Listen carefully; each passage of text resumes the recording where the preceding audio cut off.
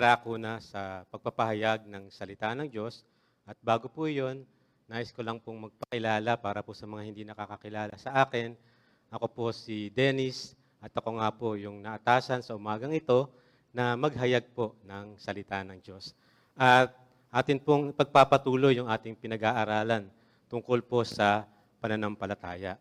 Nakakailang linggo na po tayo na itinuturo ito sa atin, napapakinggan natin ito. Nawa po mga kapatid ay natutulungan tayo nito para po magkaroon ng wastong pangunawa patungkol nga sa pananampalataya. Sapagkat napakahalaga po ng pag-aaral tungkol sa pananampalataya. Sapagkat yung pananampalataya, mga kapatid, ito po yung ibinigay na kaparaanan ng ating Diyos upang matanggap ng mga tao yung kaligtasang ginawa ng Diyos sa pamamagitan ng ating Panginoong Hesukristo. Kaya nga mga kapatid, kung ating babalikan yung mga naunang alagad ng ating Panginoong Hesus, nung tinanong sila tinanong ng Panginoong Hesus yung mga alagad kung ano yung desisyon nila o kung ano yung pagkakilala nila tungkol sa ating Panginoong Hesus. Kinilala nila ang ating Panginoong Hesus bilang Diyos. At ang sabi nila, mga kapatid, kanino pa kami pupunta? Nasa iyo, Panginoong Hesus, ang buhay.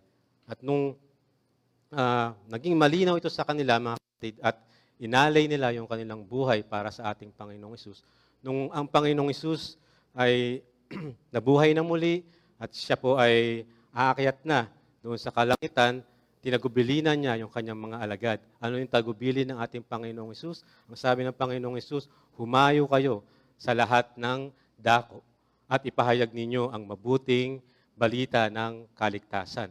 At ito po mga kapatid, yung pinagsikapang gawin ng mga apostol, ng mga alagad ng ating Panginoong Hesus. Ipinangaral nila yung mabuting balita. At sa lahat ng dako nga, mga kapatid, sa maraming dako ng panahon na yon ay nagkaroon ng mga mananampalataya, ng mga alagad ng ating Panginoong Hesukristo.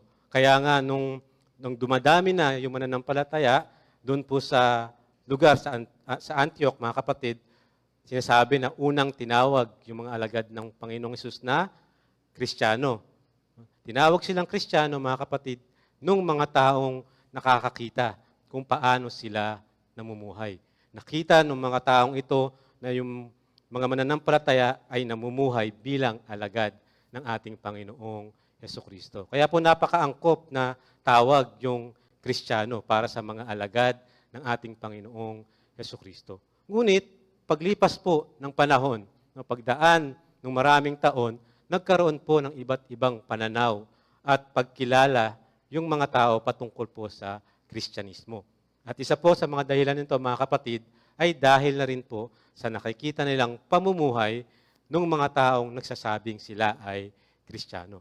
Kaya magugulat tayo mga kapatid, na may mga tao na negatibo yung kanilang nasasabi, yung kanilang pananaw tungkol sa Kristyanismo, mga kapatid. Bakit? Nakakalungkot man tanggapin kasi nga may mga Kristiyano na hindi wasto yung kanilang pamumuhay bilang Kristiyano, mga kapatid. Siguro ito rin yung dahilan ni Karl Marx, mga kapatid. Si Karl Marx po, siya po yung father of socialism. Ang isang famous na sabi niya tungkol sa religion, sabi niya, religion is the opiate for the masses. Sabi yun ni Karl Marx. Ano po yung opiate, mga kapatid? Sa siya galing, salitang opium. Yung opium, mga kapatid, siya ay illegal na droga. Na kapag ginamit ito ng tao, anong epekto nito sa tao, mga kapatid? Na-high siya, di ba? Na out of touch siya sa reality. Yung pakiramdam niya, feels good, mga kapatid. And then, sabi ni Karl Marx, ganun daw yung epekto ng relihiyon sa mga tao.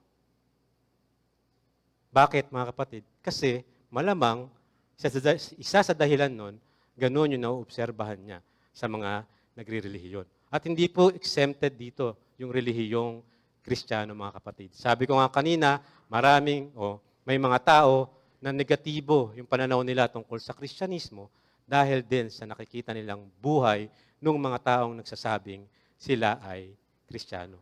Ngunit hindi ito dapat nangyayari sa atin, mga kapatid. Bakit po? Sapagkat malinaw naman yung turo ng mga propeta, yung turo ng ating Panginoong Hesus, at turo ng mga apostol tungkol sa wastong pamumuhay Kristiyano, mga kapatid. Kung atin lamang pong susuriin, aaralin ng matapat yung salita ng Diyos, yung kapahayagan ng Diyos, mga kapatid, matuturuan tayo nito kung paano tayong wastong mamumuhay bilang mga Kristiyano. At saan po nag-uugat yun, mga kapatid? Nag-uugat to sa wastong pananampalataya. Sapagkat kapag wasto yung pananampalataya, mga kapatid, ano ibubunga nito sa buhay? Ang bunga nito sa buhay ay wastong pamumuhay Kristiyano din, mga kapatid. Kaya sa umagang ito, mga kapatid, aaralin po natin, no? Aalamin natin, mga kapatid, kung ano nga ba yung maituturing na wastong pananampalataya. At pag-aaralan po natin, mga kapatid, yung isinulat ni Apostol sa mga taga-Korinto, sa 2 Korinto, Kabanatang 5, talatang 1 hanggang 10. Sabay-sabay po nating basahin, mga kapatid. Ready, read. Kung ating panlumang bahay na isang tolda lamang ay masira, mayroon tayong gusaling mula sa Diyos. Ito ay isang bahay na hindi gawa ng mga kamay. Ito ay pangwalang hanggan sa kalangitan. Sa ganito tayo ay dumaraing at nananabik na mabihisan ang ating tahanang mula sa langit. Kung mabihisan na tayo, hindi na tayo masusumpungang hubad. Ito ay sapagkat tayo na nasa toldang ito ay dumaraing at nabibigatan, yamang hindi natin ibig na maging mga hubad. Sa halip ay ibig nating lubos na mabihisan. Ito ay upang ang may kamatayan ay lamunin na ng buhay. Ang Diyos ang siyang gumawa sa atin para sa bagay na ito. Siya rin ang nagbigay sa atin ng Espiritu bilang katiyakan. Dahil dito, lagi tayong may katiyakan at alam natin na habang nananahan tayo sa katawang ito, wala tayo sa tahanang mula sa Diyos. Ito ay sapagkat namumuhay tayo sa pananampalataya, hindi sa mga bagay na nakikita. Nakakatiyak tayo at higit na nanaising mawala sa katawan at manahang kasama ng Panginoon. Kaya nga, naghahangad tayong maging kaluguran sa Kanya, maging tayo man ay nananahan sa katawan o wala sa katawan. Ito ay sapagkat tayong lahat ay haharap sa luklukan ng paghatol ni Kristo upang ang bawat isa ay tumanggap na uukol sa atin para sa mga bagay na ginawa sa katawan, maging ito man ay mabuti o masama. Yan, mga kapatid, maraming salamat po. Una po, mga kapatid, na atin pong makikita doon sa mga talatang binasa natin kung ano nga po ba ang maituturing na wastong pananampalataya. Ang wastong pananampalataya, mga kapatid, ito po ay kumikilala sa mga pangkasalukuyang katotohanan. Makikita natin dito sa mga sinabi ni Apostol Pablo na malinaw na kinikilala niya na ang kanyang pangkasalukuyang kalagayan, mga kapatid. Ano yung pangkasalukuyang kalagayan ni Apostol Pablo? Na siya po ay nananatili pa sa mundong ito at nasa katawang physical pa. Yung katawang lupa, mga kapatid, yung flesh and blood. Dahil dito, siya at ang lahat ng mananampalataya ay maaari pa ring dumanas ng kahirapan, kasakitan at kapighatian. Ang pagtanggap sa katotohanan ito, mga kapatid, ang dahilan kung bakit siya ay nakakapagpatuloy sa kanyang paglilingkod sa ating Panginoong Jesus. Nagagawa niya ito sapagkat wasto yung kanyang pananampalataya. At tingnan po natin yun, mga kapatid, yung mga binasa natin upang makita natin yung mga paniniwalang ito ni Apostol Pablo. Una na nga po dyan, kinikilala niya na siya ay nasa katawang physical pa. Sabi ni Apostol Pablo sa verse 1, sapagkat alam natin na kung ang ating panlupang bahay na isang tolda lamang ay masira. Anong ibig sabihin dito ni Apostol Pablo? Tingnan natin kasi ito rin ginamit niya doon sa verse 4. Sabi niya, ito ay sapagkat tayo ay nasa toldang ito pa.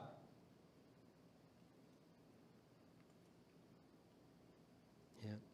Sabi niya, isang tolda, nasa toldang ito pa. Anong ibig sabihin ni Apostol Pablo? Sabi niya doon sa verse 6, dahil dito, lagi tayong may katiyakan at alam natin na habang nananahan pa tayo sa katawang ito. Yung tinutukoy ni Apostol Pablo doon, no, na panlupang bahay na isang tolda ay yung katawang pisikal niya, yung katawang lupa, yung flesh and blood, mga kapatid.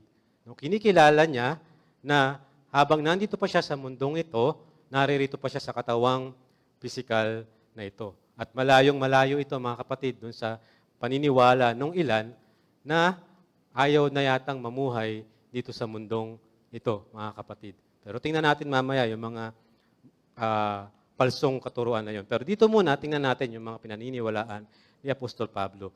Ngunit, bukod sa kinikilala niya, mga kapatid, na siya'y nasa katawang pisikal pa, kinikilala rin niyang hindi pampalagian ito. Hindi pampalagian yung kanyang katawang pisikal at ito ay papalitan. Ano po yung ipapalit dito, mga kapatid? Ito ay yung katawang panlangit. Sabi ni Apostol Pablo, dun sa mga sumunod na talata sa verse 1, mayroon tayong gusaling mula sa Diyos. Ito ay isang bahay na hindi gawa ng mga kamay. Ano daw ito, mga kapatid? Ito ay pangwalang hanggan sa kalangitan. Yung flesh and blood ba, mga kapatid, makakapasok sa kalangitan? Pangwalang hanggan ba yung katawang pisikal natin, mga kapatid? Hindi po. Malinaw yon kay Apostol Pablo. Ngunit para sa kanya, alam din niya, kinikilala niyang hindi ito pampalagian. Ito ay papalitan. Papalitan to ng katawang panlangit. Yung katawang panlangit, ito po yung pangwalang hanggan, mga kapatid. No? Yung pangwalang hanggan, at sabi niya nga doon, mga kapatid, ni Apostol Pablo sa verse 2, nananabik na mabihisan ng ating tahanang mula sa langit. Yung tahanang mula sa langit, ito yung katawang panlangit, katawang pangwalang hanggan, mga kapatid. Nasusundan po natin so far, mga kapatid. Yung pangatlo, mga kapatid, kinikilala niyang habang nasa katawang pisikal pa, ay namimighati pa at dumaraing pa.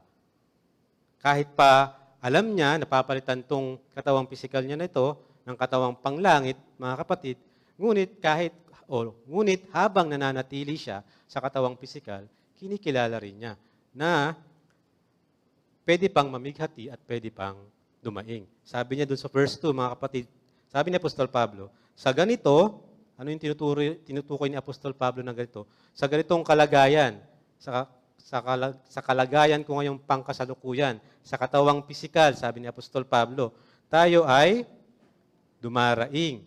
Ganon din yung sinabi niya sa verse 4. Ito ay sapagkat tayo ay nasa toldang ito, nasa katawang pisikal pa, tayo ay dumaraing at nabibigatan. Para kay Apostol Pablo, dahil kinikilala niya yung pangkasalukuyang kalagayan niya, yung pangkasalukuyang katotohanan na siya ay nasa mundo pang ito at siya ay nasa katawang pisikal pa, maaari pa siyang dumanas ng hirap sa buhay na ito, mga kapatid. And in fact, mga kapatid, kapag pinag-aralan natin at binasa natin itong sulat na ito ni Apostol Pablo, makikita natin doon sa mga naunang mga kabanata dito na sinasalaysay niya yun yung kanyang buhay paglilingkod sa Diyos. Sinasalaysay niya yung karanasan niya patungkol dito, mga kapatid. At yung karanasan niya, sinasabi niya, sa kanyang paglilingkod o pagpapahayag ng mabuting balita, naranasan ni Apostol Pablo na pagbabatuhin siya dahil sa pangangaral niya ng mabuting balita. At nung pinagbabato siya, mga kapatid, nung iwan siya, nung mga bumabato sa kanya, mga Hudyo po yun, yung bumabato sa kanya, nung nangangaral siya sa Asia Minor, pinangangaral niya ang ating Panginoong Hesus, pinagbabato siya kasi hindi nila matanggap yung aral tungkol sa Panginoong Jesucristo. At nung iniwan siya, mga kapatid, halos wala na siyang buhay. Halos wala na siyang buhay. Naranasan niya yung mga ganong pasakit physically, mga kapatid.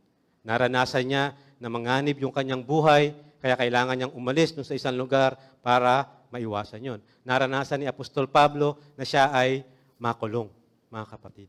Naranasan niya itong mga sinasabi niya, na kinikilala niya, na siya ay nasa pangkasalukuyang kalagayan pa, nasa katawang pisikal pa, kaya para sa kanya, maaari pa siyang dumanas ng mga ganitong klaseng paghihirap, mga kapatid. Kinikilala niya to. At nakakapagpatuloy siya, mga kapatid, sa kanyang buhay paglilingkod, sapagkat kinikilala rin niya na kalooban pa ng Diyos na manatili siya sa katawang pisikal na ito. Bagaman, mga kapatid, andun yung kanyang pag-asa, nandun yung kanyang pagkilala na hindi pampalagian yung katawang pisikal niya at ito'y papalitan ng katawang panlangit, mga kapatid.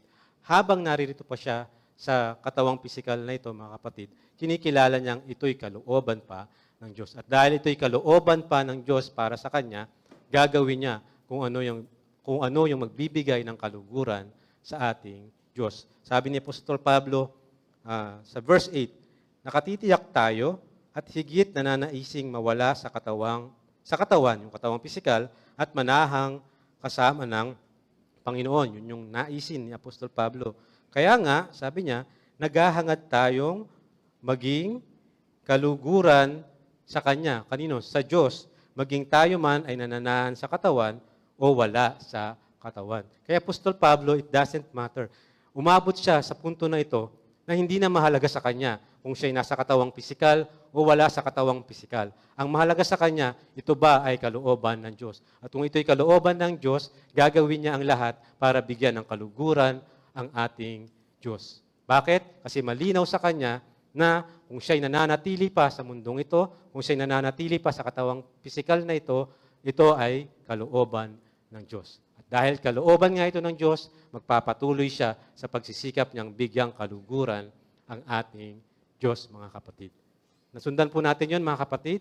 Bakit po mahalaga ito, mga kapatid? Bakit mahalaga na malinaw sa atin at maunawaan natin yung wastong pananampalataya upang hindi po tayo mabitag at matangay ng mga makabago at palsong turo tungkol sa pananampalataya sapagkat meron po niyan sa panahon natin ngayon. Tingnan po natin yung mga iyon, mga kapatid. Yung mga makabago at palsong turo tungkol sa pananampalataya. Una po dyan, may mga turo o nagtuturo na ang mga anak ng Diyos ay hindi na dapat nagkakasakit, hindi na naghihikahos, at hindi na nahihirapan. Nakapakinig na tayo ng ganitong turo, mga kapatid? Ay, ako lang yata. Asan ba kayo, mga kapatid? Baka nakakulong lang kayo sa bahay, no? Hindi kayo nakikinig ng ibang nangangaral. Pero meron po niyan, mga kapatid, no? Meron pong nangangaral ng ganito. At pinapangaral pa nila, sinasabi pa nila, mga kapatid, na kapag nagkakasakit ka, kulang ka sa pananampalataya. Kapag nahihirapan ka o naghihikaos ka, ay malamang, kapatid, kulang ka sa pananampalataya. Kaya nilang sabihin yun sa Panginoong Hesus, mga kapatid, na yung Panginoong Jesus mismo, wala siyang maiunan. Kaya nilang sabihin yon sa mga apostol. O kay Apostol Pablo man, na kulang si Apostol Pablo sa pananampalataya. Bakit? Kasi si Apostol Pablo mismo, dinanas niya yung mga hirap ng buhay. Kahit pa nagsisikap siya at nagpapatuloy siya sa buhay paglilingkod sa Diyos, mga kapatid, dinanas niya na makulong, dinanas niya na pagbabatuhin, no? Dinanas niya na mahirapan. At kapag binasa natin yung mga susunod na kabanata dyan, makikita natin si Apostol Pablo merong sakit na ipinapanalangin sa Diyos. 3 beses niya ipinalangin. Hindi siya gumagaling. Tinigilan niya. Pinagtiwala na lang niya sa Diyos. Ito, mga kapatid. Dumanas ba ng kasakitan si Apostol Pablo? Yes. Kulang ba siya sa pananampalataya? Hindi po, mga kapatid. Hindi po.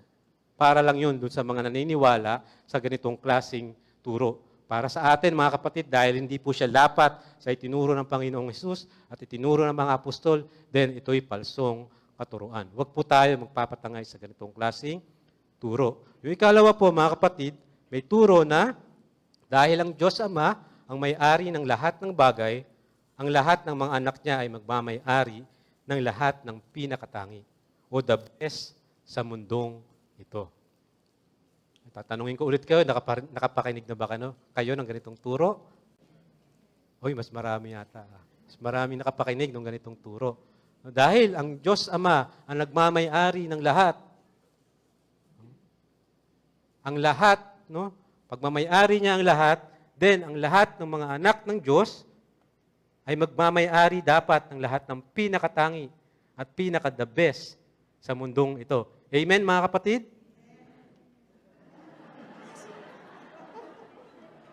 Ulitin natin, mga kapatid, yung heading, nakikita niyo po ba?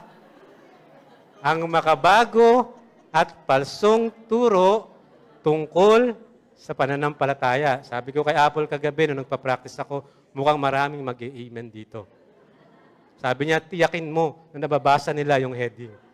O baka nag-CR sila nung sinabi mong palstong katuruan ito tungkol sa pananampalataya. Mga kapatid, masarap pakinggan, di ba? Masarap ituro kung totoo lamang siya. Kaya lang, hindi nga siya totoo, mga kapatid. No? Hindi totoo yun na kapag ka-Kristiyano ka na, dapat yung pinakamagandang bahay doon sa inyong subdivision, dapat sa'yo. No? Tapos yung pinakamagandang sasakyan doon sa inyong lugar, dapat ikaw. Bakit naman hindi? Anak ka ng Diyos. Pagmamayari niya yung lahat. Mga kapatid. Yung pinakamagandang trabaho sa mundong ito, dapat sa'yo. Masaya siya. Masarap siyang pakinggan, mga kapatid. Kaya lang, hindi po siya totoo, mga kapatid. Sabi ko nga kanina, ang Panginoong Hesus, ni walang maiunan na matino, mga kapatid. Yung mga apostol, kailangan nilang pagpalipat-lipat dahil nanganganib yung kanilang buhay. Ulitin ko, mga kapatid, palsong turo tungkol sa pananampalataya. Parang nakalimutan nyo kagad lahat ng mga tinuro ko nung mga unang bahagi. Mga kapatid, pag-ingatan natin yun. No? Pag-ingatan. Di ba? Nilakasan ko lang yung boses ko. Di ba? Tapos with conviction lang, napa-amen kayo, mga kapatid. Kaya mahalaga na maunawaan natin kung ano yung wastong pananampalataya, mga kapatid, para hindi kagad tayo mag-i-amen kapag nilakasan o nagtuturo yung kanyang boses, mga kapatid. Amen? Ayan. Amen. Pangatlo, mga kapatid, ito, kalooban ng Diyos na ang lahat ng mga anak niya ay palaging masaya at walang problema. Again, masaya siyang ituro, masarap siyang pakinggan, mga kapatid. Kaya lang, hindi naman totoo yung ganitong klaseng turo tungkol sa pananampalataya. Sabi ko nga kanina, masaya ba si Apostol Pablo nung pinagbabato siya dahil nangangaral siya ng mabuting balita? Mga kapatid, yung totoo lang, pag kinurot kayo ng nanay nyo, masaya kayo? Binangungurot pa ba ngayon?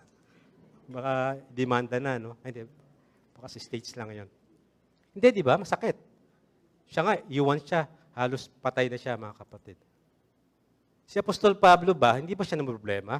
Ito, yung sinusulat niya sa iglesia sa Corinto, anong sinusolve niya doon, mga kapatid? Problema sa Corinto. Tapos, may magtuturo sa panahon natin ngayon na dapat hindi na, o na dapat laging masaya at dapat wala ng problema. Tapos, pag nilakasan ng boses ng nagtuturo, mag-i-amen tayong lahat, mga kapatid. Huwag po, mga kapatid, no, mag-iingat tayo sa mga ganong klaseng turo, mga kapatid. Ang sabi ko nga, meron namang malinaw, no, at kayang unawain na aral ng ating Panginoong Hesus at ng mga apostol tungkol sa wastong pananampalataya. Sapagkat tunay naman, mga kapatid, na merong kagalakan para doon sa mga nagmamatapat sa ating Panginoong Hesus. Yung mga nagmamatapat na naglilingkod, tingin nyo ba, mga kapatid, si Apostol Pablo, hindi siya nagagalak sa paglilingkod niya sa Diyos kahit nahihirapan siya? Magpapatuloy kaya siya na gano'n yung dinadanas niya, pero walang kagalakan sa puso niya na natitiyak niyang nagagawa niya kung ano yung kalooban ng Diyos? Meron po, mga kapatid. Yun yung totoo. No? May kagalakan sa mga totoo at tunay at nagmamatapat na naglilingkod sa Diyos. Bakit? Kasi yung pag-asa natin, namamag-asa tayo, hindi sa kung ano yung ibinibigay ng mundong ito. Namamag-asa tayo sa ating Diyos na tapat, mga kapatid. Tapat sa kanyang lahat ng pangako, mga kapatid. Amen? Ayan. Parang ayaw nyo na mag-amen, ha? Makakapanatili po tayong naglilingkod ng wasto sa Panginoong Hesus, kung wasto din po, mga kapatid, yung ating pananampalataya. Katulad ng pananampalataya po ni Apostol Pablo, atin pong tanggapin at kilalanin ang mga pangkasalukuyang katotohanan. Tayo po, mga kapatid, ay nananatili pa rin po sa mundong ito. Kalabitin nyo nga, ay hindi, wag baka pagalitan kayo. Baka hindi nyo kilala yung katabi niyo. Pag kinalabit nyo, tingnan nyo na lang. So, nandito pa ba kayo, mga kapatid, sa mundong ito? Sa katawang pisikal pa kayo. Flesh and blood. Okay? Katulad ni Apostol Pablo, mga kapatid, maaari pa ding dumanas, no, ng kahirapan, kasakitan, at kapighatian. Ngunit mga kapatid, hindi po ito dapat maging dahilan para tayo po ay tumigil na sa paglilingkod o di kaya ay tumalikod na sa ating Panginoon. Hindi rin po ito dapat maging dahilan upang paniwalaan po natin ang mga makabago at palsong turo tungkol sa pananampalataya.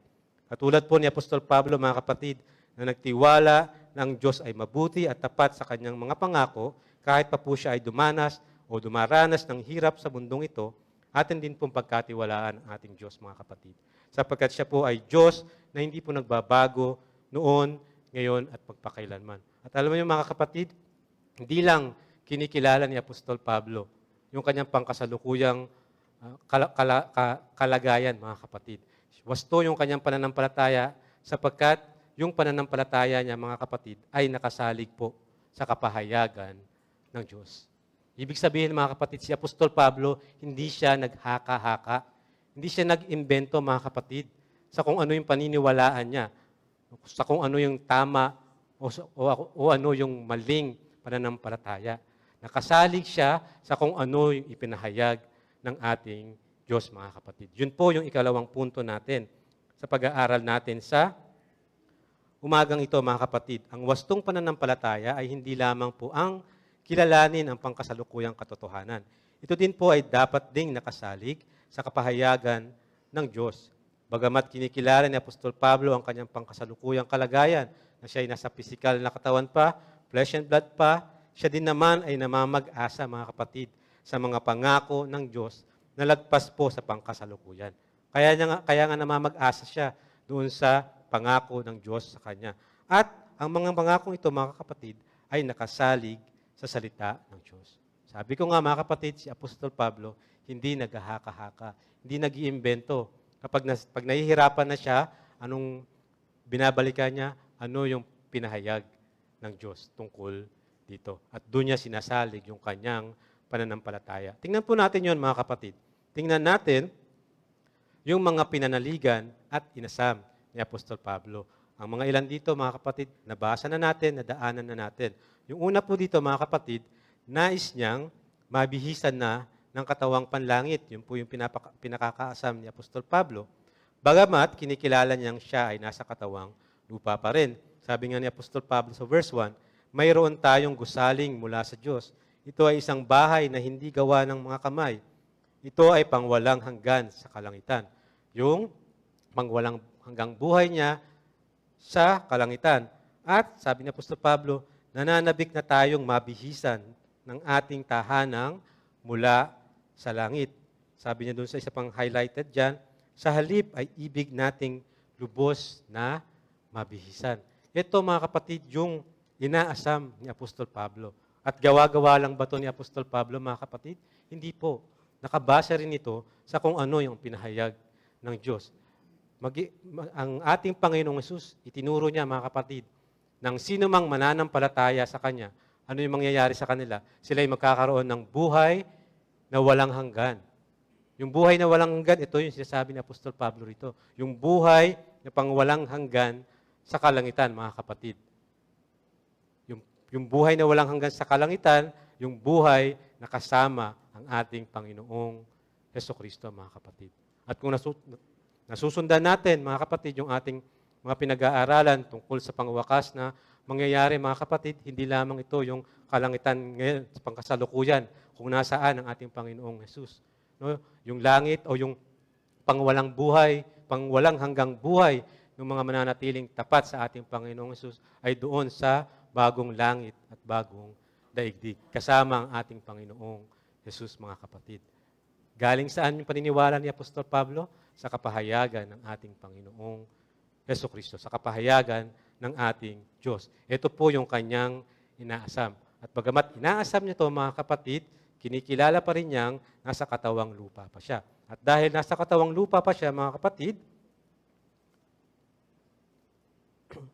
yung pinananaligan at inaasam ni Apostol Pablo, bukod sa nais niya nang makapiling ang ating Panginoon, ngunit kinikilala pa rin niya na may layunin pa ang Panginoon sa kanya dito sa lupa, mga kapatid.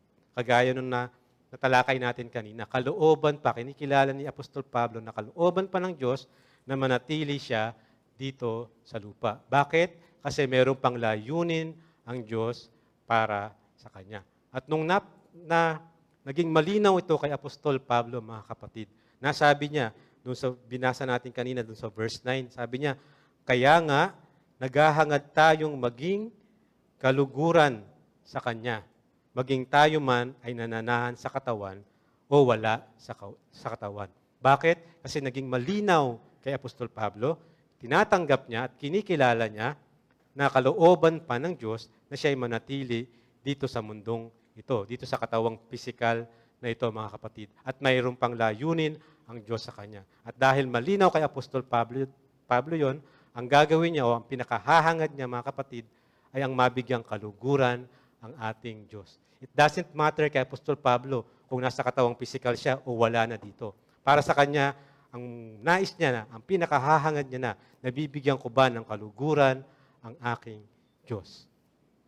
At kung titingnan natin yung buhay ni Apostol Pablo, sinikap niyang gawin yon. Sinikap niyang ipamuhay kung ano yung layunin ng Diyos para sa kanya. Ang layunin ng Diyos para sa kanya ay yung ibahagi yung mabuting balita, mga kapatid. At ano yung ginawa ni Apostol Pablo? Sinunod niya yun. Saan man siya mapunta, ibinahagi niya yung mabuting balita. Yung tagubilin ng ating Panginoong Hesus, na humayo kayo sa lahat ng bansa, no? Pinaniniwalaan na nagawa yun ni Apostol Pablo nung panahon niya, mga kapatid. Bakit? Kasi malinaw sa kanya kung ano yung layunin ng Diyos para sa kanya. At itong layunin na to ng Diyos, mga kapatid, no? Yung layunin ng Diyos, kung bakit pinagkaloob niya ang ating Panginoong Hesus, kung bakit nagbuwis ng buhay ang ating Panginoong Hesus, ang layunin ng Diyos ay upang makapagbalik loob yung taong nahiwalay sa Kanya dahil sa kasalanan, mga kapatid. Malinaw ba yung layunin na yun, mga kapatid? Layunin yun ng Diyos, di ba? At sino yung inatasan ng ating Panginoong Hesus na maghahayag ng mabuting balita tungkol sa ating Panginoong Hesus?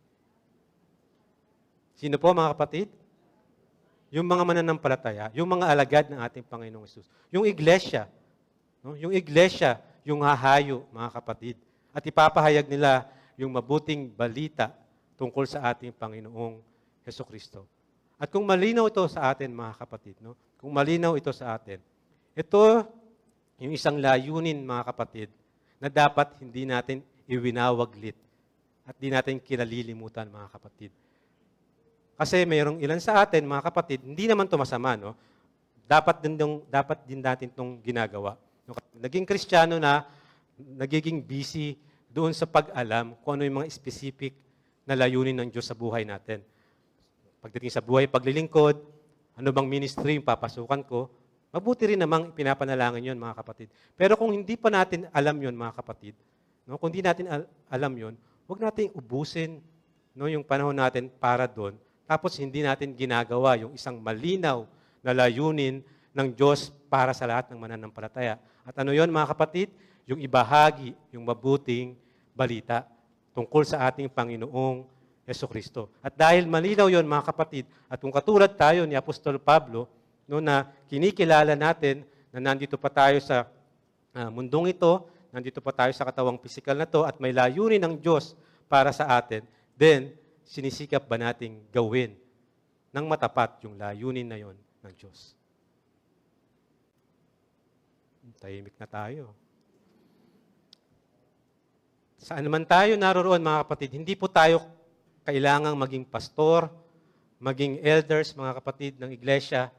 Hindi tayo kailangang maging simbahay leaders, mga kapatid. O kaya evangelist para magbahagi ng mabuting balita, mga kapatid. Yung layunin na yun ng Diyos, yung tagubilin na yun ng Diyos, mga kapatid, itinagubilin niya para sa lahat na makakapagbalik loob sa Kanya. At kung inaangkin ng bawat isa sa atin na tayo nakapagbalik loob na sa Kanya, naranasan natin yung kagandahang loob ng Diyos, tinatamasa natin yung kaligtasan na mula sa Diyos sa pamamagitan ng ating Panginoong Hesus, then inaatasan tayo, mga kapatid, na ibahagi natin yung mabuting balita. Nasaan man tayo nilagay ng ating Panginoon. Amen po, mga kapatid? No? Nasa eskwelahan naman tayo, nandun man tayo sa opisina, sa trabaho natin, mga kapatid, nasa ang lugar man tayo na kinalalagyan natin, tiyakin natin, mga kapatid, na nagagawa natin yung layunin na yon ng Diyos para sa atin. At saan nakasalig yun, mga kapatid? Sa salita rin ng Diyos, sa kapahayagan ng Diyos, mga kapatid. Ipinahayag niya at tinagubili niya yung pagpapahayag sa mabuting balita, mga kapatid. Ang pangatlo po, mga kapatid, ng mga pinananaligan at inaasam ni Apostol Pablo, kinikilala niyang lahat ay tatayo sa harapan ng Panginoon upang hatulan ayon sa kani-kaniyang gawa dito sa lupa. Yung sabi ni Apostol Pablo dun sa verse 10, mga kapatid. O basahin po natin yung 9 and 10. Sige po, ready, read. Kaya nga, naghahangad tayong maging kaluguran sa Kanya, maging tayo man ay nananahan sa katawan o wala sa katawan. Ito ay sapagkat tayong lahat ay haharap sa luklukan ng paghatol ni Kristo upang ang bawat isa ay tumanggap ng nauukol sa atin para sa mga bagay na ginawa sa katawan, maging ito man ay mabuti o masama. Yan. Itong verse 10, mga kapatid, maunawaan natin to kapag naunawaan natin yung progression ng sulat ni Apostol Pablo dito. Yung mga naunang talata bago po siya dumating dito sa verse 10. No, para ma-refresh lang tayo, mga kapatid, ay para ma-refresh po tayo, yung sinasabi ni Apostol Pablo dun sa mga naunang talata, mga kapatid, na inaasam niya na magkaroon na siya o na mapalitan na ng katawang panlangit yung katawan niya, ngunit kinikilala pa rin niya na siya ay nasa katawang physical pa, mga kapatid. At yung pamamag-asa niya na yon, mga kapatid, dahil din yon, mga kapatid, sa, tingnan natin, no? Kung makikita ko dito. Yan. Dahil din yon, mga kapatid, sa ang Diyos, ang siyang gumawa sa atin para sa bagay na ito. Ano yung ginawa ng Diyos para sa atin? Yung pamamag-asa ni Apostol Pablo na mapapalitan ng katawang panlangit yung kanyang katawang pisikal. Sino daw yung gumawa nun, mga kapatid? Ang Diyos. No? Ang Diyos ang gumawa nito. Tapos, nagbigay ng katiyakan ng ating Diyos na ito'y mangyayari. Doon sa mga mananampalataya, ano yung binigay niyang katibayan, mga kapatid? Ang Espiritu, mga kapatid. Binigay niya yung Espiritu bilang katiyakan doon sa ginawa o gawa ng ating Panginoong Diyos, yung pangako niya na yung mga tao, yung katawang pisikal ay mapapalitan ng katawang panlangit. Dito nagmumula si Apostol Pablo. Kaya nga sabi niya, dahil dito lagi tayong may katiyakan at alam natin na habang nananahan tayo sa katawang ito, wala tayo sa tahanang mula sa Diyos. At kahit pa nasa katawang pisikal pa siya, mga kapatid, sabi ni Apostol Pablo, kaya siya nakakapamag-asa doon sa katawang panlangit, mga kapatid, sapagkat siya o sila ay namumuhay sa pananampalataya, hindi po ayon doon sa mga bagay na nakikita nila. Kaya nga, sabi niya, nakakatiyak tayo at higit na nanaising mawala sa katawan at manahang kasama ng Panginoon. And then, sabi niya, mga kapatid, ito yung binasa natin. Kaya nga, sabi ni Apostol Pablo, naghahangad tayong maging kaluguran sa Kanya, maging tayo man ay nananahan sa katawan o wala. So it doesn't matter kay Apostol Pablo, nasa katawang physical siya o wala, para sa Kanya, dahil tiyak, no? Tiyak yung pangako na yon na siya ay, na yung katawang physical niya ay mapapalitan ng katawang panlangit, mga kapatid, tinayak yun ng Diyos sa pamamagitan ng banal na Espiritu na ibinigay niya, mga kapatid, at nananampalataya si Apostol Pablo, hindi doon sa mga bagay na nakikita niya, then sabi ni Apostol Pablo, pagsisikapan niyang gawin kung ano yung kalugod-lugod sa Diyos. Bakit daw, mga kapatid? Yun yung verse 10. Ito ay sapagkat tayong lahat ay haharap sa luklukan ng paghatol ni Kristo, mga kapatid. Kaya sinisikap ni Apostol Pablo na yung mga ginagawa niya ay gawang kalugod-lugod sa Diyos. Bakit daw? Anong mangyayari pagharap dun sa luklukan ng paghatol ni Kristo? Upang ang bawat isa ay tumanggap, anong tatanggapin? Nang nauukol sa atin para sa mga bagay na ginawa sa katawan. Anong katawan, mga kapatid? Yung katawang pisikal, no? Yung ginawa sa mundong ito, mga kapatid. At ano yung mga gawang iyon? Gawang mabuti o masama. Then, kailangan linawin natin, mga kapatid, sino yung tinutukoy dito ni Apostol Pablo na haharap, at least particular dito po sa talatang ito, nahaharap sa paghatol o sa luklukan ng paghatol ni Kristo, mga kapatid. Ang tinutukoy po dito ni Apostol Pablo ay yung mga Kristiyano. So, mga mananampalataya. Bagamat, lahat po sa wakas, sa bandang wakas, ay haharap kay Kristo upang tanggapin yung kanyang paghatol. Ngunit dito, mga kapatid, ang tinutukoy ni Apostol Pablo ay yung mga mananampalataya na haharap dun sa paghatol ni Kristo. At anong gagawin? Tatanggap sila nung nauukol sa kanilang mga ginawa. Maging ito man ay mabuti o masama. Then paano ngayon natin iintindihin o uunawain yung sinasabi rito ni Apostol Pablo na mabuti o masama? Then nagmula siya doon sa verse 9. Ang sabi ni Apostol Pablo, ang pinakananais niya, ang pinakahahangad niya ay maging kaluguran sa Diyos.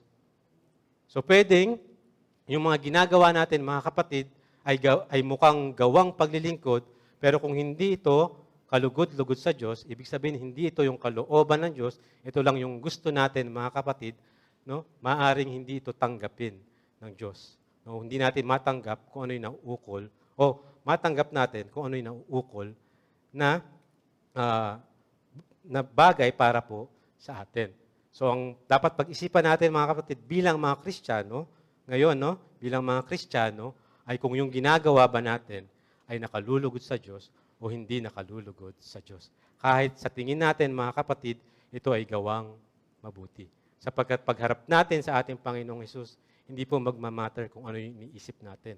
Hindi magmamatter kung ano yung gusto nating sabihin. Kahit pa ibigay natin yung listahan natin sa ating Panginoong Hesus ng mga ginawa natin. Kung yung mga gawa naman na yun ay gawa na hindi po ayon sa kalooban niya, yung mga gawa na yun ay hindi kalugod-lugod sa Kanya, then para po siyang yung sinasabi ng mga gawang natupok lamang, nasunog lamang. Bakit? Kasi wala siyang halaga sa harapan ng Diyos. Kaya mahalaga, mga kapatid, na matiyak natin kung yung ginagawa ba nating paglilingkod ay ayon sa kalooban ng Diyos. At hindi naman po ito mahirap, mga kapatid, sapagkat ibinagkaloob niya sa atin yung kanyang kapahayagan, yung kanyang salita, para makita natin at malaman natin kung ano yung kalooban niya, kung ano yung mabuti at kalugod-lugod sa Kanya. Amen, mga kapatid? Mahalaga ito, mga kapatid, dahil meron pong mga huwad na pananampalataya, mga kapatid. Yung mga pananampalatayang hindi po nakasalig sa kapahayagan ng Diyos. Ano ang mga ito, mga kapatid? Una po, yung intellectualism o pagmamatalino. Bagamat ginagamitan ng isip at pangunawa ang pananampalatayang Kristiyano, marami po tayong hindi kayang unawain sa kapahayagan ng Diyos. Yung Kristyanismo, mga kapatid, yung pananampalataya po, mga kapatid, hindi po siya pang-isip lamang o pagmamatalino lamang. Hindi siya yung mga reasoning ng mundong ito. Basahin na po muna natin, mga kapatid, itong unang Korinto para makita natin kung anong karunungan yung ginagamit ng mga ng mundo, mga kapatid. Basahin po natin sa unang Korinto, 1, talatang 18 hanggang 24. Ready? Read. Sapagkat ang salita ay patungkol sa krus ay kamangmangan sa mga napapahamak, ngunit sa atin na naligtas, ito ay kapangyarihan ng Diyos. Ito ay sapagkat nasusulat, sisirain ko ang karunungan ng marurunong at pawawalang kabuluhan ang talino ng matatalino. Nasaan ang marunong? Nasaan ang guro ng kautusan? Nasaan ang nakikipagtalo ng kapanahonang ito? Hindi ba ang karunungan ng sanlibutan ito ay ginawa ng Diyos sa nakamangmangan? Ito ay sapagkat sa karunungan ng Diyos, ang sanlibutan ay hindi nakakilala sa Diyos sa pamamagitan ng kanilang karunungan. Dahil dito, ikinalugod ng Diyos na iligtas sila na sumasampalataya sa pamamagitan ng kamangmangan ng pangangaral. Ang mga Hudyo ay humihingi ng tanda at ang mga Griego ay naghahanap ng karunungan. Ang aming ipinangangaral ay si Kristo na ipinako sa krus.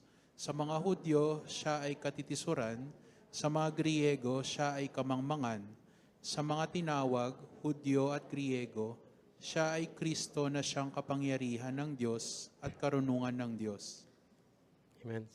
Salamat po mga kapatid.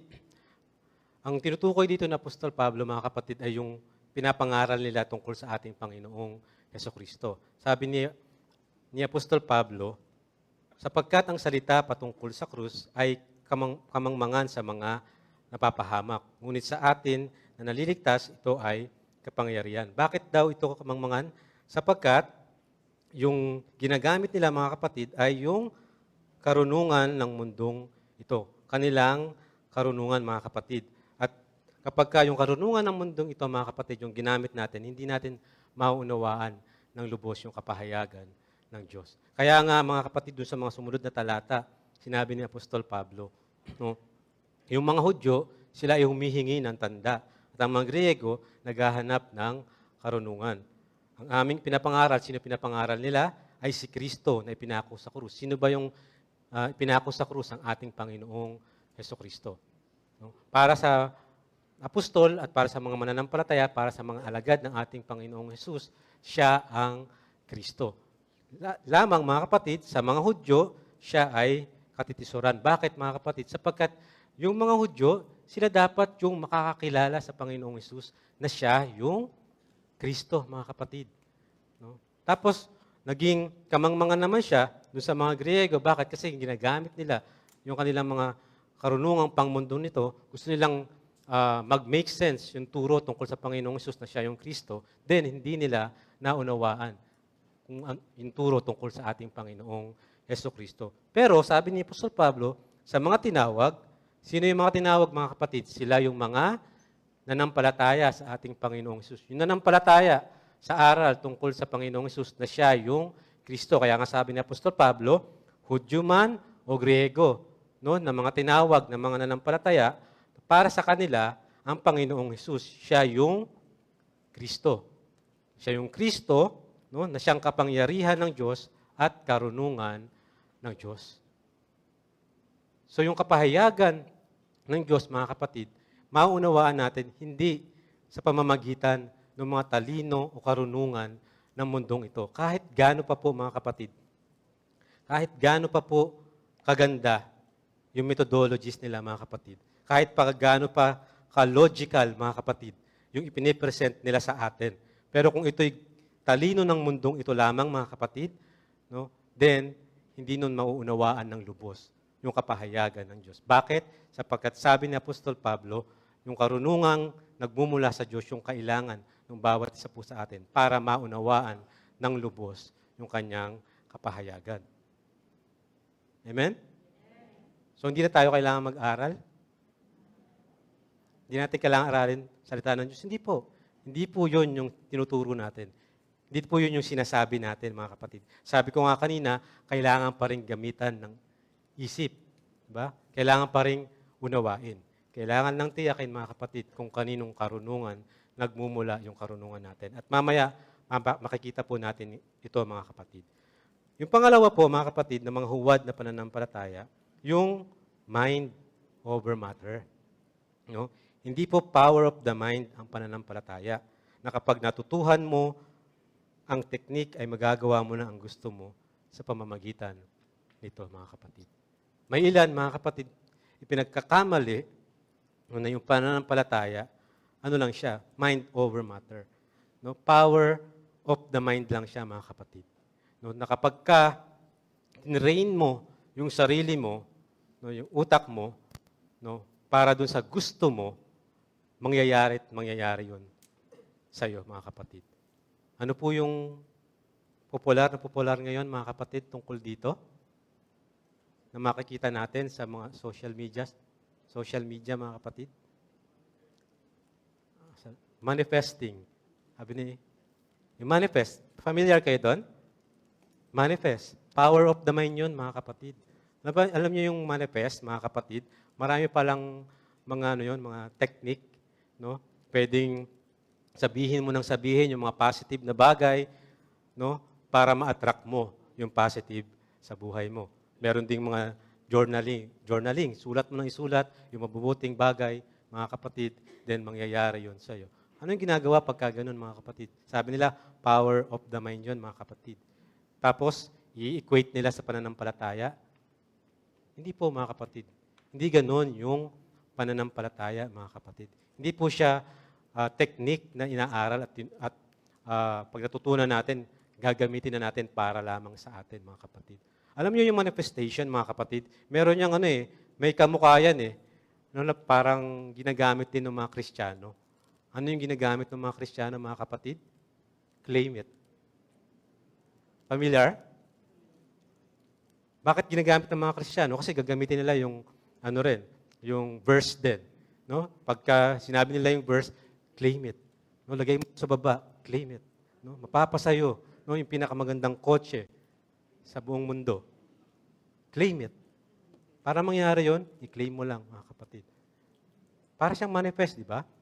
Yung sa manifest, mga kapatid, sasabihin natin, nananampalataya tayo na ipagkakaloob ng Diyos, no? Kung ano man yung nararapat sa atin. Tapos makikita yung post natin, may picture tayo, no? Nasa likod natin yung dream car natin, mga kapatid, then nasa baba, manifest. Tapos congratulate ta, no? Kaibigan mo kasi, congratulations, salamat, meron kang bagong sasakyan. Ay, hindi sa akin yan. Nagpa-picture lang ako. Minamanifest ko lang na mapapasa akin yan. At yung manifestation ko, next year, mapapasa akin na yan. Paulit-ulit, manifest. Manifest. Diba? Yung minamanifest nila. Kung ano man, yung mga positibong bagay. Anong ginagamit nila? Power of the mind. Sige nga, mga kapatid, mag-manifest nga tayo. Hindi, wag. No? Wag. Huwad na pananampalataya. No? Huwag natin gagawin yun, mga kapatid. Hindi po ganun yung pananampalataya. No? May tiyak pong pinananaligan, sinasaligan yung pananampalataya. At ito yung kapahayagan ng Diyos. Ito yung mga pangako ng Diyos. Kasi kapag ginawa natin ito, mga kapatid, napakadelikado nito, mga kapatid. Bakit? Sino yung nasusunod kapag ganito yung pananaw natin tungkol sa pananampalataya? Ang Diyos ba? Hindi, di ba? Ang nasusunod, tayo. Bakit? Kasi kung ano yung minamanifest natin, kahit pa hindi natin inaalam kung kalooban pa ito ng Diyos, pero gusto natin i-manifest sa atin, then gusto natin masunod tayo. Paano kung di yun yung gusto ng Diyos, mga kapatid? Paano kung di yun yung kalooban ng Diyos, mga kapatid? Ano nang mangyayari sa buhay pananampalataya natin? Kung maniniwala tayo sa ganitong klaseng turo o huwad na pananampalataya. Huwag po natin gagawin to. Delikado to, mga kapatid. Ganun din, isa pang delikado, mga kapatid, no? Yung subjectivism o emotionalism, mga kapatid. Ito po yung naghahari sa mga tao sa kasalukuyan, kaya po nagbabaksakan ang mga values sa buhay. Ang nagtatakda sa mga desisyon ng tao ay hindi ang tama o mali. No, yung tama o mali sa tingin ng Diyos, mga kapatid, kundi ang mga nararamdamang masaya o masarap. Pamilyar, mga kapatid? Pamilyar sa atin to? Yung subjectivism, yung sinasabi, basta sa akin, ito yung tama. Wala kayong pakialam. Bakit siya tama? Kasi masaya siya . Kasi masarap siya . No? Kung pinapayaman ako ng Diyos, no, sa trabaho kong ito, kahit napapalayo ako sa Kanya, siguro kalooban to ng Diyos. Bakit naman hindi? Sumasagana ako. So, siguro ito yung tama. Hindi. Huwag natin lagyan ng siguro. Ito yung tama. Kasi ganun yung subjectivism. Kung ano yung sinabi nilang tama, kung ano yung paningin nila, pananaw nilang tama, yun yung tama. Pag sinabi nilang mali, yun yung mali. Bakit siya delikado, mga kapatid? Bakit siya makakasira, no, ng mga values sa buhay, yung mga pagpapahalaga sa buhay?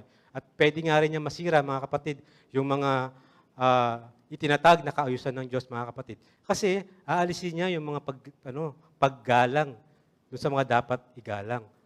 No, yung pagkilala doon sa mga authorities na ibinigay sa kanya, mga kapatid. Maging doon sa loob ng pamilya o kaya sa loob ng iglesia, mga kapatid. Kahit sa opisina, mga kapatid. No?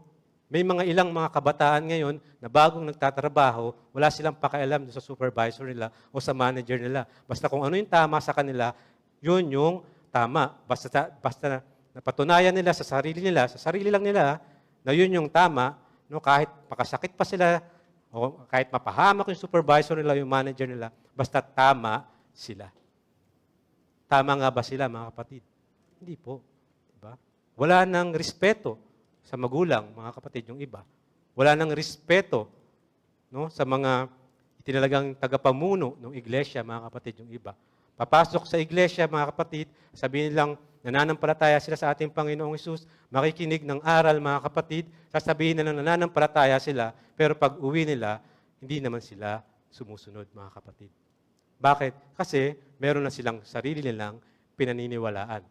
Para sa kanila, yun yung tama, mga kapatid. Delikado yun, mga kapatid. Aalisin nito yung kaayusan, aalisin nito yung pagrespeto at paggalang doon sa itinalaga ng Diyos na mamuno sa atin, na mag-alaga sa atin at mag-ingat sa atin, mga kapatid. Lalong-lalo sa ating buhay, pananampalataya, mga kapatid. Yun yung pinagsikapan ng mga apostol. Sikapan ni Apostol Pablo na maipasa lang kung ano yung naituro sa kanila ng ating Panginoong Hesukristo. Sinisikap nilang ipasa yon at ganoon din naman yung ginagawa ng mga naunang henerasyon. Dapat ipasa siya ng ipasa, mga kapatid. At ang dapat gawin ng mga nakikinig, mga kapatid, pinagpapasahan, tingnan lamang kung yung ipinapasa ay lapat ba sa turo ng Panginoon at ng mga apostol. Kung lapat ito sa turo ng apostol at ng Panginoong Hesus, mga kapatid, ang kailangan natin gawin, magdesisyon. Susundin ba natin to o hindi natin ito susundin? Huwag natin sasabihin, nananampalataya tayo, naniniwala tayo doon sa aral ng ating Diyos, tapos hindi tayo nakahandang sumunod dito, mga kapatid. Nakakasunod tayo, mga kapatid? Pagod na kayo? Hindi pa, no? Pa kayo pagod. Mga huwad na pananampalataya, mga kapatid. No? Mahalaga po ito,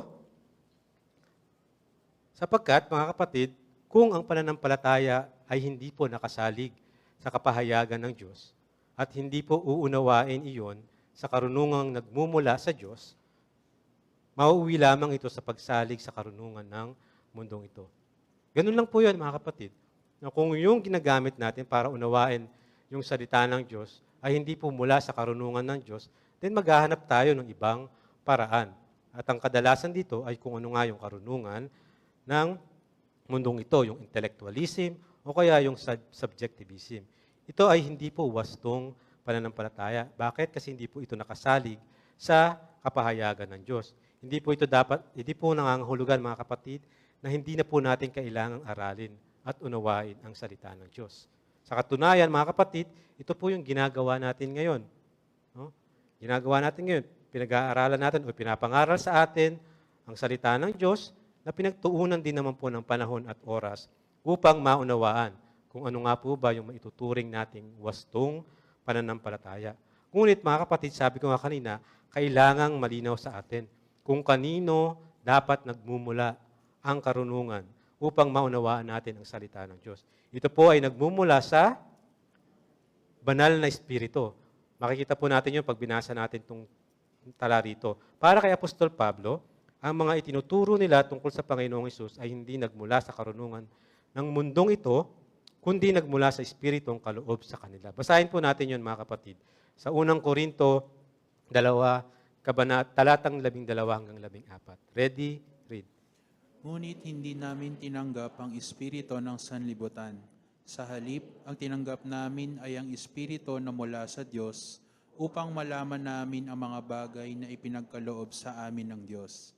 Ang mga bagay na ito ang aming sinasabi, hindi sa pamamagitan ng mga salitang itinuro ng karunungan ng tao, kundi sa mga salitang itinuro ng banal na Espiritu. Inihahalin tulad namin ang mga espiritual na bagay sa espiritual na bagay. Hindi tinatanggap ng likas na tao ang mga bagay na ukol sa Espiritu ng Diyos, sapagkat kamangmangan sa Kanya ang mga ito, at hindi niya ito maaaring malaman dahil ang mga ito ay nasisiyasat sa kaparaan ng espiritual. Ayan. Salamat po, mga kapatid. Ito po yung kasunod ng mga nakabanata dun sa binasa natin kanina tungkol sa nung pinapangaral ni Apostol Pablo yung tungkol sa ating Panginoong Hesus. Sinasabi niya, hindi ito mauunawaan sa karunungan ng mundong ito. Tapos dito sabi ni Apostol Pablo, ngunit, sabi niya, hindi namin tinanggap ang espiritu ng sanlibutan. Sa halip, anong tinanggap nila, mga kapatid? Ang espiritu na mula sa Diyos. No? Ang espiritu na mula sa Diyos upang malaman namin ang mga bagay na pinagkaloob sa amin ng Diyos.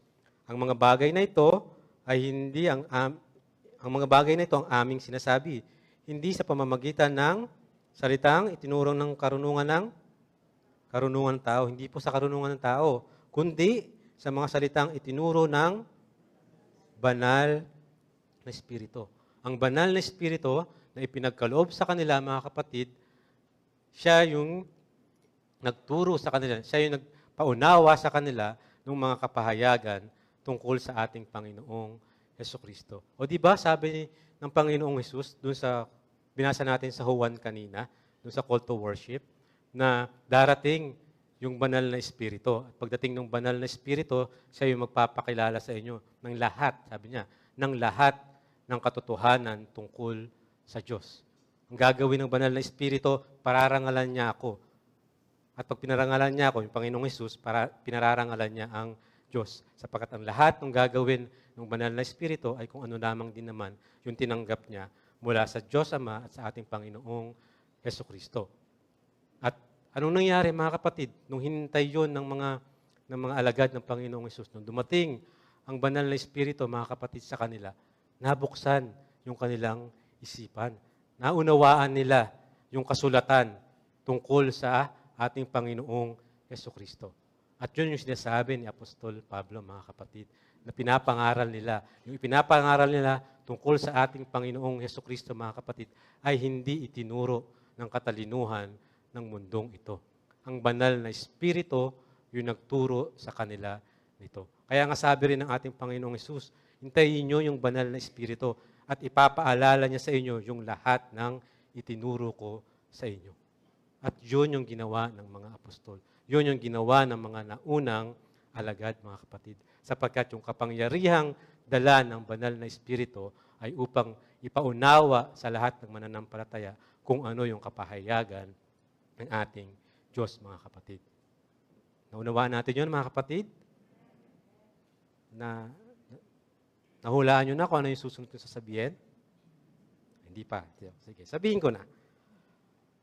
Dahil sa katotohanan na yun, mga kapatid, kailangan natin suriin yung ating mga sarili, yung ating buhay pananampalataya. Na sinasabi natin tayo nananampalataya sa ating Panginoong Hesus, tayo'y nakipag-isa sa Kanya, mga kapatid. At kung tinatanggap natin, mga kapatid, at nauunawaan natin na yung pag-unawa sa kapahayagan ng Diyos ay sa pamamagitan ng kapangyarihang mula sa banal na Espiritu, then kailangan nating tiyakin sa ating buhay pananampalataya kung tayo ba ay napuspos na o nabautismuhan na sa banal na Espiritu. Sapagkat, mga kapatid, katulad ni Apostol Pablo at ng mga naunang Kristiyano, ang banal na Espiritu ay kaloob ng Diyos na siya pong magpapaunawa ng mga bagay tungkol sa Diyos. Kapag naunawaan natin ito, mga kapatid, din mauunawaan natin kung bakit sinasabi nating huwad yung pananampalataya kapag ang ginagamit nating reasoning, yung mga logical reasoning natin ay pang mundo lamang na ito. Yung mga methodologies natin na ginagamit, yung mga katulad lamang ng ginagamit ng mga philosophers sa panahon natin ngayon. Sabi ko nga kanina, mga kapatid, pinag-iisipan din, pinagtutuunan din ng panahon yung pag-aaral ng salita ng Diyos. Kasi gusto natin, mga kapatid, na maunawaan ito ayon doon sa kung ano yung kapahayagan ng Diyos. At ang paraan, mga kapatid, para maunawaan natin to, ang banal na Espiritu. Kailangan natin ang banal na Espiritu para maunawaan natin yung salita ng Diyos. Amen, mga kapatid? Kung hindi po sa banal na Espiritu, saan kaya tayo magdi-default, mga kapatid, na karunungan? Sabi ko nga, maghahanap tayo ng ibang kaparaanan. Pero, para sa mga nagsisikap, mga kapatid, na maunawaan yung kapahayagan ng Diyos. No, yung kapahayagan ng Diyos sa panahon natin ngayon, mga kapatid, ito ay makikita saan? Sa Kanyang salita. Ang Biblia, mga kapatid. Ang Biblia, nagtitiwala tayo o naniniwala tayo, mga kapatid, na yung Biblia ay salita ng Diyos. Amen, mga kapatid? Nagtitiwala tayo ng Biblia ay salita ng Diyos. Nandoon yung kapahayagan ng Diyos. No, kahit pa sabihin ng ilang mga tao, mga kapatid, na yung mga sumulat niyan ay mga tao lamang. Hindi po tayo naniniwalang tao lamang yung sumulat. Yes, tao lamang yung sumulat nito mga kapatid. Pero nandoon yung kapangyarihan ng banal na Espiritu para sa mga taong sumulat nito. Kaya natitiyak natin na ito'y kapahayagan ng Diyos. Kung ang banal na Espiritu, no, yung gumabay sa kanila, mga kapatid, sa pagsulat nila nito, sa pagpapahayag ng salitang ito, then paano natin maunawaan ito? Sa pamamagitan din ng banal na Espiritu, mga kapatid. Amen, mga kapatid? Kaya po kailangan at matiyak natin na yung pananampalataya natin ay nakasalig sa kanyang salita, sa kanyang kapahayagan, upang matiyak po natin na wasto yung ating pananampalataya. Dalawang bagay na po yung pag-aaralan natin, mga kapatid, kung ano yung maituturing nating wastong pananampalataya. Ano po yung una, mga kapatid? Ito ay kumikilala sa pangkasalukuyang katotohanan. Yung ikalawa, mga kapatid, ito ay nakasalig sa kapahayagan ng Diyos. Ang panghuli po at ang pangatlo, mga kapatid, na maituturing nating wastong pananampalataya, ito ay nagbubunga ng paglilingkod sa Diyos, mga kapatid. Ito yung binasa natin kanina sa Ikalawang Korinto, Kabanatang 5, doon sa verse 9, sabi ko nga kanina, sabi ni Apostol Pablo, si Apostol Pablo, no, nung kinilala niya yung kanyang pangkasalukuyang kalagayan, yung pangkasalukuyang katotohanan, na siya ay nasa katawang pisikal pa, bagamat siya ay namamag-asa doon sa pangako ng Diyos na mapapalitan to ng katawang panglangit, it doesn't matter kay Apostol Pablo kung ano na yung kalagayan niya. Para sa kanya, ang mahalaga sa kanya ay maging kaluguran sa ating Diyos. Bakit po, mga kapatid? Sapagkat ang itinalagang bunga o itinakdang bunga ng pananampalataya ay ang paggawa ng mabuti, mga kapatid. Basahin po natin yung sinabi ni Apostol Pablo sa Efeso, Kabanatang 2, talatang 8 hanggang 10. Ready? Read. Dahil sa kagandahang loob ng Diyos, gitan ng inyong pananalig kay Kristo, at ang kaligtasang ito'y kaloob ng Diyos, hindi mula sa inyo. Hindi ito dahil sa inyong mga gawa, kaya't walang dapat ipagmalaki ang sinuman. Tayo'y kanyang nilalang, nilikha sa pamamagitan ni Kristo Jesus, upang iukol natin ang ating buhay sa paggawa ng mabuti na itinalaganan ng Diyos para sa atin noon pamang una. Ayan. Salamat po. Sabi ni Apostol Pablo, tayo'y kanyang nilalang, nilikha sa pamamagitan ni Kristo Jesus. Sino yung tayo? Yung mga tao, mga kapatid, no? Particularly, yung mga sinusulatan dito ni Apostol Pablo. Ang sabi niya, upang iukol natin ang ating buhay. Saan po, mga kapatid? Iukol ang buhay sa paggawa ng mabuti na itinalaga na ng Diyos para sa atin. Kailan niya itinalaga, mga kapatid? Noong pamang una, mga kapatid. Ano tong noong pamang una, mga kapatid? Nung likhain niya ang tao, mga kapatid. Nung nilikha niya ang tao, no, ang layunin niya, o itinalaga niya yung tao para iukol yung buhay ng tao sa paggawa ng mabuti, mga kapatid. Yung pagnanais ng Diyos, no, nung nilikha niyang tao, gusto niya makasama ito sa walang hanggan, itinalaga niya ito na yung mga taong kanyang nilikha, itatalaga yung buhay sa paggawa ng mabuti.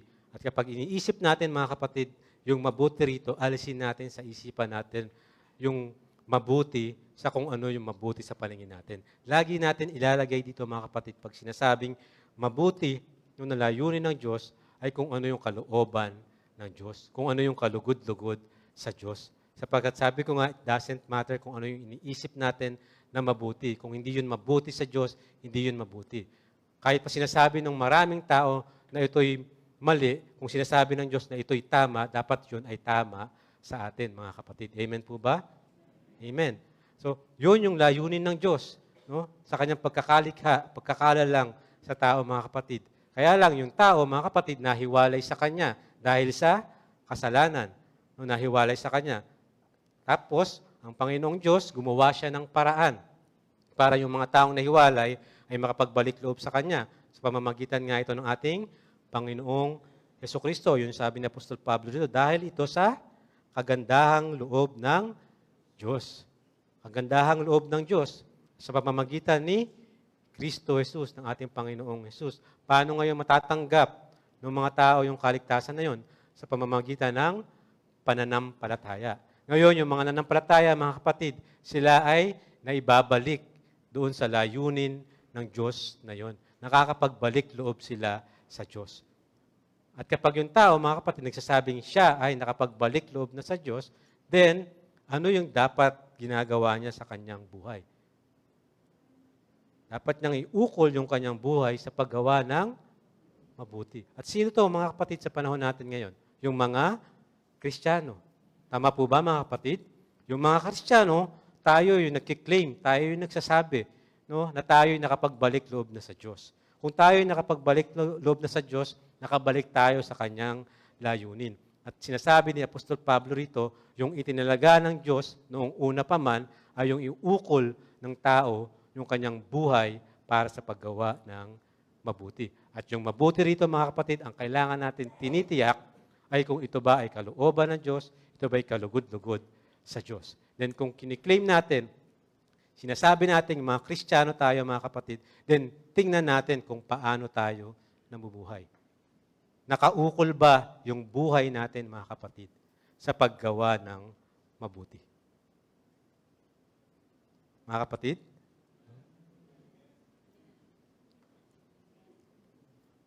Salaminin natin yun, mga kapatid. O suriin natin yung buhay pananampalataya natin. Sabi ko nga kanina, kapag wasto yung pananampalataya, wasto yung buhay Kristiyano, mga kapatid. At kung naniniwala tayo dito sa sinasabi ni Apostol Pablo, mga kapatid, then dapat nakikita sa buhay natin bilang nakapagbalik loob sa Diyos ang nakaalay na buhay na gumagawa ng mabuti. Ginagawa kung ano yung kalooban ng Diyos, kung ano yung kalugod-lugod sa Diyos, mga kapatid. Sapagkat, mga kapatid, kapag hindi ganoon yung nangyayari, at sinasabi natin nananampalataya tayo sa ating Panginoong Hesus, mga kapatid, ito po ay walang halagang pananampalataya. Sabi ni Santiago, sa Kabanatang 2:26 ng kanyang sulat, patay ang katawang hiwalay sa Espiritu. Gayon din naman, patay ang pananampalatayang hiwalay sa mga gawa. Saan hinalin tulad ni Apostol Pablo yung pananampalatayang hiwalay sa mga gawa, mga kapatid, doon sa isang katawang pisikal na hiwalay sa Espiritu. Kapag hiwalay sa Espiritu ang katawan na ito ay patay, mga kapatid. Kapag patay na, mga kapatid, wala na itong halaga sapagkat wala na itong magagawa. Ganon din daw, mga kapatid, yung pananampalatayang hiwalay sa mga gawa. Ito daw ay pananampalatayang patay. Kung pananampalatayang patay ito, mga kapatid, ito po ay walang halagang pananampalataya. Kahit gaano pa natin ulit-ulitin, kahit i-manifest pa natin, mga kapatid, na tayo'y nananampalataya sa ating Panginoong Hesus, kung walang nakikitang gawa ito sa atin, mga kapatid, ito'y walang halagang pananampalataya. Sapagkat para kay Santiago, mga kapatid, hindi po pwedeng paghiwalayin yung pananampalataya at yung bunga nito sa buhay ng mga nananampalataya. Sapagkat ang tunay na nananampalataya, yung merong wastong pananampalataya, mga kapatid, nakikita ito sa kanilang ginagawa. At yung gawa nila, mga kapatid, ay yung gawang mabuti, gawang kalugod-lugod at nagbibigay parangal sa ating Diyos, mga kapatid. Sapagkat yun, yung itinakda na ng Diyos sa panimula pa lamang. Ang iukol ng mga tao ang kanilang buhay sa paggawa ng mabuti, mga kapatid. Nawa, hindi po natin matagpuan. Hindi po, mga kapatid. Kung matagpuan natin yung ating mga sarili na hindi natin nakikita yung mga gawa sa sinasabi nating pananampalataya, then may pagkakataon pa tayo, mga kapatid. Kung naririnig natin yung mga salitang ito ngayon, mga kapatid, may pagkakataon pa tayo na magbago ayon po dun sa nilalayon ng Diyos sa atin. Na makita sa ating mga sinasabing pananampalataya yung gawang mabuti. Amen, mga kapatid? Amen po. 3 bagay po, mga kapatid, yung ating napag-aralan sa umagang ito, kung ano nga po ba ang maituturing na wastong pananampalataya. Basahin po natin ang mga ito. Una, ito ay kumikilala sa mga pangkasalukuyang katotohanan. Pangalawa, Ito ay nakasalig sa kapahayagan ng Diyos. pangatlo, ito ay nagbubunga ng paglilingkod sa Diyos. Para po sa ating pagtatapos, mga kapatid, kailangan po nating tiyakin na ang ating pong pananampalataya ay wasto. katulad nga sa kung paanong nanampalataya ang mga naunang alagad. Huwag po tayong patatangay sa mga makabago at palsong katuruan tungkol sa pananampalataya.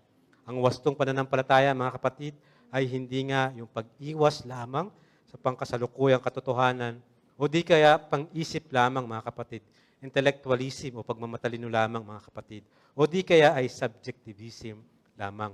Ang wastong pananampalataya po, mga kapatid, ay kumikilala sa pangkasalukuyang katotohanan ng buhay. Ito po ay nakasalig o dapat nakasalig sa kapahayagan ng Diyos na inaasahang magbubunga ng mga gawang paglilingkod. Ang wastong pananampalataya po, mga kapatid, ay ang dahilan kung bakit kaya po nating magsakripisyo, magpaubaya kung kinakailangan, higit pong magpasensya at tumulong sa mga nangangailangan. Dahil din naman po sa tayo po ay namamag-asa na kung tayo po ay mananatiling tapat sa Panginoon hanggang wakas, ay atin po siyang makakasama sa walang hanggan. Mga kapatid, ating suriin yung ating buhay, pananampalataya, at nawa po matagpuan natin ito na wasto yung ating buhay, pananampalataya, sapagkat ito'y magriresulta sa buhay o sa wastong buhay Kristiyano, mga kapatid. Magandang umaga po at pagpalain po tayo ng Panginoon.